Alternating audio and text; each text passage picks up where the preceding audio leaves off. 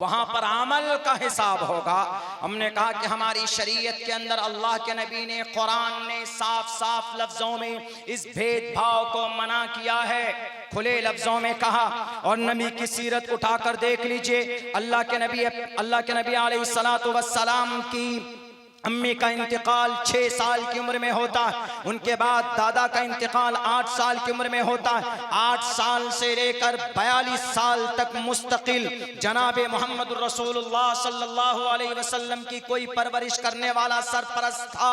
तो जात और शख्सियत का नाम ख्वाजा अबू तालिब था। ख्वाजा अबू तालिब के रहते हुए अबू जहल और उनके चेले उतबा, शैबा, वलीद, हंजला मुगीरा किसी की हिम्मत नहीं होती थी कि मोहम्मद रसूलुल्लाह के गर्द गिरेबान तक हाथ पहुंचाएं। अगर कोई शिकायत भी करनी होती थी, कोई कार्रवाई करना चाहते थे तो पहले ख्वाजा अबू तालिब के पास जाते कि ख्वाजा अबू तालिब अपने भतीजे को क्यों नहीं समझाते, ये गलत कर रहा है, ये हमारे खुदाओं को बुरा भला कह रहा है और नया दीन लेकर आया है, कहो ना रुक जाए, हम देने के लिए तैयार हैं। अगर उनको हुकूमत चाहिए तो वो भी दे देंगे, अगर उनको पैसा चाहिए तो तमाम अरब के खजानों की चाबियां उन पर कुर्बान करने के लिए हम लोग तैयार हैं। किसी हसीना से निकाह करना चाहता है, किसी खूबसूरत औरत से निकाह करना चाहता है तो बोले मोहम्मद, हम तमाम अरब के तमाम ऊंचे खानदान और कबीले की औरतों को सामने पेश करेंगे, जिससे चाहे जितनों से चाहे वो शादी कर ले,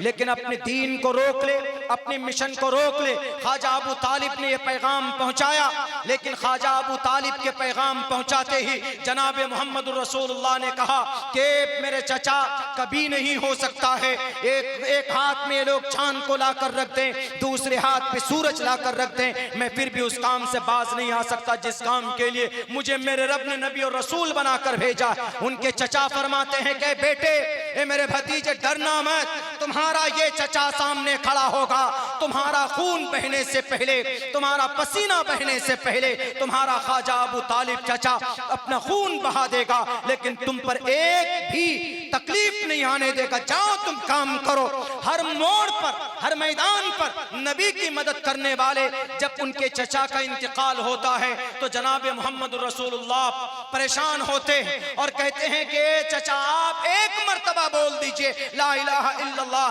कल क़यामत में मेरी जिम्मेदारी है आपकी मग़फ़िरत और बख्शिश करवाने की। रब्बे ज़ुल जलाल के तरफ से आयत नाजिल होती, इन्नका ला तहदी मन अहबब्त वलाकिन्नल्लाह यहदी मन यशा। बइख्तिलाफ़ रिवायत कहा जाता है कि ख्वाजा अबू तालिब का इंतकाल होता है तो मरने के बाद जहन्नम चले जाते। कौन ख्वाजा अबू तालिब? नबी का साथ देने वाला, उनकी परवरिश करने वाला, उनको रोजी रोटी फराहम करने वाले, उस वक्त फिजिकली तौर पर मादी एतबार से, लेकिन जब नबी की शरीयत को नहीं मानते, नबी के मिशन को नहीं मानते, नबी की सुन्नत को नहीं मानते, अल्लाह के कमान के मुताबिक जिंदगी नहीं गुजरती है। खानदान बहुत ऊंचा है, नसब कुरैश है और खानदान घराना बनु हाशिम का है, उससे बड़ा सरदार कोई नहीं था उस वक्त में। लेकिन जब शरीयत के खिलाफ जिंदगी गुजरती है तो मरने के बाद जहन्नम चला जाता है और वहीं पर एक काला कलोटा आदमी, एक बदसूरत इंसान, अगर बदसूरत इंसानों के नाम की लिस्ट तैयार की जाए तो सबसे बदशक्ल इंसान, अगर किसी बदशक्ल